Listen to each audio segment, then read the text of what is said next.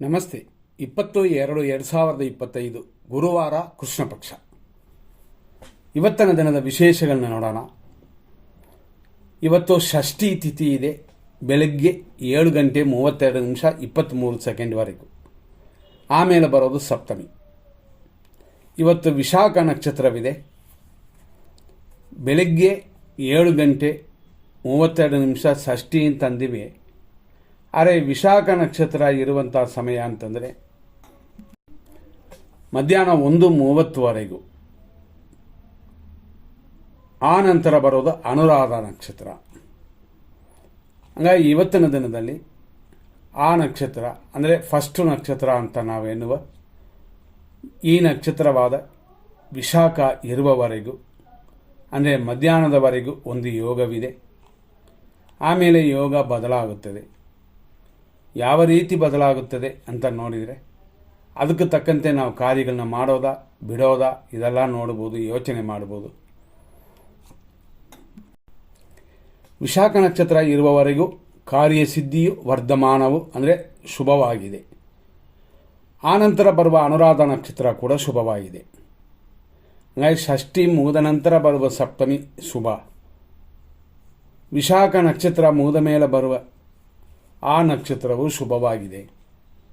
ಹಂಗಾಗಿ ಎಲ್ಲ ರೀತಿಯಲ್ಲೂ ಶುಭವಾಗಿರುವಂಥ ಒಂದು ದಿನವಿದು. ಇದನ್ನು ಸರಿಯಾದ ರೀತಿಯಲ್ಲಿ ಯಾವ್ಯಾವ ಕಾರ್ಯಗಳಿಗೆ ಬೇಕೋ ಅದನ್ನು ಉಪಯೋಗಿಸಬಹುದು.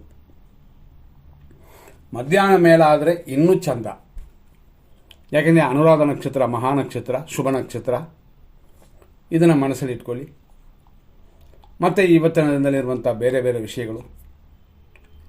ಅಭಿಜಿತ್ ಮುಹೂರ್ತ ಮಧ್ಯಾಹ್ನ 12:10 12:57 ಈ ಥರ ಕೆಲವು ವಿಷಯಗಳು ಜನರಲ್ ಆಗಿರುವಂಥದ್ದು ಬೇರೆ. ಈಗ ಪಂಚಾಂಗದಲ್ಲಿ ಕೂಡ ಕೊಟ್ಟಿರ್ಬೋದು ಅಥವಾ ಬೇರೆಯವರ ಜ್ಯೋತಿಷರು ಕೊಡ್ಬೋದು. ಉದಾಹರಣೆ ಬೇಕು ಅಂತಂದರೆ ಬೆಳಗಿನ ಜಾವ 4:27 6:13 ಅಮೃತ. ಇದೆಲ್ಲ ಇದ್ದರೂ ನಾವು 100% ಕೆಟ್ಟೋದು 100% ಒಳ್ಳೆಯದು ಅಂತ ಫಿಲ್ಟರ್ ಮಾಡ್ತೀವಿ. ಅದರಲ್ಲೂ ವಿಶೇಷವಾಗಿ ಇವತ್ತು ಯಾವ ನಕ್ಷತ್ರಕ್ಕೆ ಅಂದರೆ ಯಾವ ರಾಶಿಗೆ ಶುಭ ಅಶುಭಗಳು ಅಂತ ನೋಡ್ಬೋದು. 6:40 6:49 ಮೀನ ರಾಶಿಯವರಿಗೆ ಚಂದ್ರಾಷ್ಟಮ. ಅಂದರೆ ಪೂರ್ವಭಾದ್ರ ನಕ್ಷತ್ರ 4, ಉತ್ತರಾಭಾದ್ರ ನಕ್ಷತ್ರದ ಒಟ್ಟು 4, ರೇವತಿ ನಕ್ಷತ್ರದ ಒಟ್ಟು 4 ಪಾದಗಳಿಗೆ ದೋಷವಿದೆ. ಇದು ಬರೀ 6:49 ಅಂದರೆ 9 ನಿಮಿಷದ ಕಾಲ ದೋಷವಿದೆ. ಆನಂತರ ಮೇಷರಾಶಿಗೆ ಚಂದ್ರಾಷ್ಟಮ. ಈ ರೀತಿಯಾಗಿ ಇವತ್ತಿನ ದಿನವಿದೆ. ನೆಕ್ಸ್ಟ್ 100% ಅಂತಂದರೆ ಅಶುಭವಾಗಿರುವಂಥ ಸಮಯ, ಶುಭವಾಗಿರುವಂಥ ಸಮಯ ಎಲ್ಲವನ್ನು ನಾವು ನೋಡ್ಬೋದು.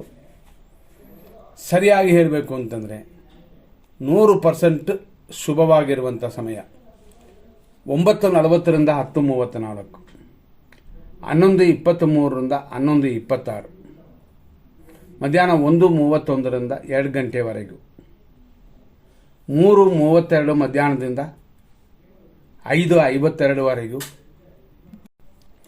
ಸಂಜೆ 7:42 7:56, ರಾತ್ರಿ 9:32 ಬೆಳಗಿನ ಜಾವ 4:17. ಇದೆಲ್ಲ ಶುಭ ಸಮಯಗಳು. ತಿಳ್ಕೊಂಡೇ ನಿಮ್ಮ ಕಾರ್ಯಗಳನ್ನು ಮಾಡಿ. ಇದೇ 100% ಕೆಟ್ಟ ಟೈಮು ಅಂತ ನೋಡಿದ್ರೆ ಖಂಡಿತವಾಗಿ 6:40 8 ಯಮಕಂಡ ಕಾಲವಿದೆ. 7:59 9:38 ಮೃತ್ಯು ಪಂಚಕ. 10:36 11:23 ಇದು ದುರ್ಮುಹೂರ್ತ. 11:26 ಮಧ್ಯಾಹ್ನ 1:29 ಮೃತ್ಯು. ರಾತ್ರಿ 2:07 3:30 ರಾಹುಕಾಲ. ಸಂಜೆ 5:54 7:40 ನಕ್ಷತ್ರ ವಿಷಘಟಿಕಾ ಕಾಲ. ಸಂಜೆ 7:58 ಮೇಲೆ ರಾತ್ರಿ 9:30 ವಿಷಕಾಲ. ಬೆಳಗಿನ ಜಾವ 4:19 ಸುಮಾರು 6:13 ಮೃತ್ಯು ಇದೆ. ಹಂಗಾಗಿ ಇವತ್ತು ರಾತ್ರಿ ನಕ್ಷತ್ರ ವಿಷಘಟಿಕಾ ಕಾಲ ಅನ್ನೋದು ಅಂದರೆ ವಾರ್ಜಿಯ ಅಂತ ಅದನ್ನು ಅಂತೀವಿ. ನಕ್ಷತ್ರ ವಿಷಘಟಿಕಾ ಕಾಲ ಅನ್ನೋ ಅದನ್ನೇ. ಇದು ಸಂಜೆ 5:54 7:40 ಇರೋದರಿಂದ ಅನುರಾಧ ನಕ್ಷತ್ರವು ಅಲ್ಲಿ ಜೊತೆ ಇದೆ. ಈ ನಕ್ಷತ್ರದವರು ಸ್ವಲ್ಪ ಸಾಯಂಕಾಲ ಟೈಮಲ್ಲಿ ಕೆಲವರು ಏನಾದ್ರು ತಗೋಬೋದು, ಶರೀರಕ್ಕಾಗದೇ ಇರುವಂಥದ್ದು ಎಚ್ಚರ. ಇನ್ನೂ ಕೆಲವರು ವ್ಯವಹಾರ ಮಾಡೋಕ್ಕೆ ಹೋಗ್ತಾರೆ, ಕೆಲವರು ದುಡ್ಡು ಕೊಟ್ಟಿದ್ದನ್ನು ಕೇಳಕ್ಕೆ ಹೋಗ್ತಾರೆ. ಸ್ವಲ್ಪ ಈ ಸಮಯಗಳಲ್ಲಿ ಗಮನ ಕೊಡಿ.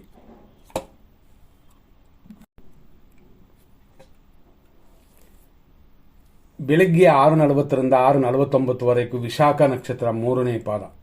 ಆನಂತರ ಮಧ್ಯಾಹ್ನ 1:30ವರೆಗೂ ವಿಶಾಖ ನಕ್ಷತ್ರ 4ನೇ ಪಾದ, ಆದರೆ ವೃಶ್ಚಿಕ ರಾಶಿ. ಹಂಗಾಗಿ ಬೆಳಗ್ಗೆ 6:49ವರೆಗೂ ತುಳಾ ರಾಶಿ ಇದೆ, ಆಮೇಲೆ ವೃಶ್ಚಿಕ ರಾಶಿ ಬರುತ್ತದೆ. ಮಧ್ಯಾಹ್ನ 1:30ರಿಂದ ರಾತ್ರಿ 8-9ವರೆಗೂ ಅನುರಾಧ ನಕ್ಷತ್ರ 1ನೇ ಪಾದ. ರಾತ್ರಿ 8-9ರಿಂದ 2 ಗಂಟೆ 46 ನಿಮಿಷ ಲೇಟ್ ನೈಟ್ ಅಂದರೆ ರಾತ್ರಿ, ಅಲ್ಲಿಯವರೆಗೂ ಅನುರಾಧ ನಕ್ಷತ್ರ 2ನೇ ಪಾದ. ಆ ನಂತರ 3ನೇ ಪಾದವಿದೆ. ಇವತ್ತು ತಾರಾ ಮತ್ತು ಚಂದ್ರ ಬಲವನ್ನು ನೋಡೋಣ. ಅಶ್ವಿನಿ ನಕ್ಷತ್ರ ಮೇಷರಾಶಿಯವರಿಗೆ 6:49ವರೆಗೂ ಹೇಳಿಕೊಳ್ಳುವಂತೆ ಇಲ್ಲ. ಆಮೇಲೇನು ಕೂಡ ಮಧ್ಯಾಹ್ನ 1:30ವರೆಗೂ ಹಾಗೆ ಇದೆ. ಆದರೆ ಮಧ್ಯಾಹ್ನದ ಮೇಲೆ ಶುಭಕರವಾಗಿದೆ, ಅಂದರೆ 1:30 ಮೇಲೆ. ಆನಂತರ ನಾವು ನೋಡೋದು ಭರಣಿ ನಕ್ಷತ್ರ ಮೇಷರಾಶಿ. 6:49ವರೆಗೂ ಅದು ತುಲಾ ರಾಶಿ, ಆಮೇಲೆ ವೃಶ್ಚಿಕ ರಾಶಿ ಬರುತ್ತದೆ. 2 ರಾಶಿಯಲ್ಲೂ ಕೂಡ ಅನುಕೂಲವಿದೆ. ಆ ನಂತರ ಯೋಚನೆ ಮಾಡಿಕೊಳ್ಳಿ. ಕೃತಿಕಾ ನಕ್ಷತ್ರ ಮೇಷರಾಶಿ, ಇದರಲ್ಲೂ ವಿಶೇಷವಾಗಿ ಮಧ್ಯಾಹ್ನದವರೆಗೂ ಪ್ರತ್ಯೇಕ ತಾರೆ, ಅಂದರೆ ಹೇಳಿಕೊಳ್ಳುವಂತೆ ಇಲ್ಲ, ಶುಭವಾಗಿಲ್ಲ. ಕೃತಿಕಾ ನಕ್ಷತ್ರ ವೃಷಭ ರಾಶಿ, ಖಂಡಿತವಾಗಿ ಶುಭಕರವಾಗಿಲ್ಲ. ರೋಹಿಣಿ ನಕ್ಷತ್ರ ವೃಷಭ ರಾಶಿ, ಮಧ್ಯಾಹ್ನದವರೆಗೂ ಆರೋಗ್ಯವಿದೆ, ಅಭಿವೃದ್ಧಿಯೂ ಇದೆ, ಶುಭದಿನವಾಗಿದೆ. ಮೃಗಶೀರ್ಷ ನಕ್ಷತ್ರ ವೃಷಭ ರಾಶಿ, ಖಂಡಿತವಾಗಿಯೂ ವಿಪತ್ತು, ಏಟುಗಾಯಗಳಿದೆ, ಎಚ್ಚರ. ಆನಂತರ ಅಂದರೆ ಮಧ್ಯಾಹ್ನದ ಮೇಲೆ ಶುಭಕರವಾಗಿದೆ. ಮೃಗಶೀರ್ಷ ನಕ್ಷತ್ರ ಮಿಥುನ ರಾಶಿ, ವಿಪತ್ತು ಉಂಟು, ತಪ್ಪಿಸ್ಕೊಳ್ಳಿ.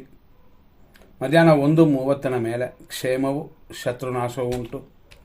ಆರುದ್ರ ನಕ್ಷತ್ರ ಮಿಥುನ ರಾಶಿ, ಸಂಪತ್ತಿದೆ, ಸ್ವಲ್ಪ ಕಾರ್ಯ ವಿಘ್ನಗಳಿದೆ, ಅದೆಲ್ಲ ದಾಟಿ ಬರಬೇಕಾಗ್ತದೆ. ಇದೆಲ್ಲ 1:30ವರೆಗೂ. ಆ ನಂತರ ಹೇಳ್ಕೊಳ್ಳುವಂತೆ ಇಲ್ಲ. ಒಂದು 30% ಕೂಡ ಶುಭವಾಗಿಲ್ಲ. ಪುನರ್ವಸು ನಕ್ಷತ್ರ ಮಿಥುನ ರಾಶಿ, ಖಂಡಿತವಾಗಿಯೂ 1:30ನ ಮೇಲೇ ಶುಭಕರವಾಗಿರೋದು. ಪುನರ್ವಸು ನಕ್ಷತ್ರ ಕರ್ಕಾಟಕ ರಾಶಿ 4ನೇ ಪಾದ. 1:30ನ ಮೇಲೆ ಸಂಪತ್ತು, ಸ್ವಲ್ಪ ಕಾರ್ಯವಿಘ್ನ, ವಿನಾಯಕನ ಪೂಜೆ ಮಾಡಿಕೊಳ್ಳಿ. ಪುಷ್ಯ ನಕ್ಷತ್ರ ಕರ್ಕಾಟಕ ರಾಶಿ, ಮಧ್ಯಾಹ್ನದವರೆಗೂ ಶುಭಕರವಾಗಿದೆ, ಕಾರ್ಯಗಳಲ್ಲಿ ಅನುಕೂಲ ಉಂಟು.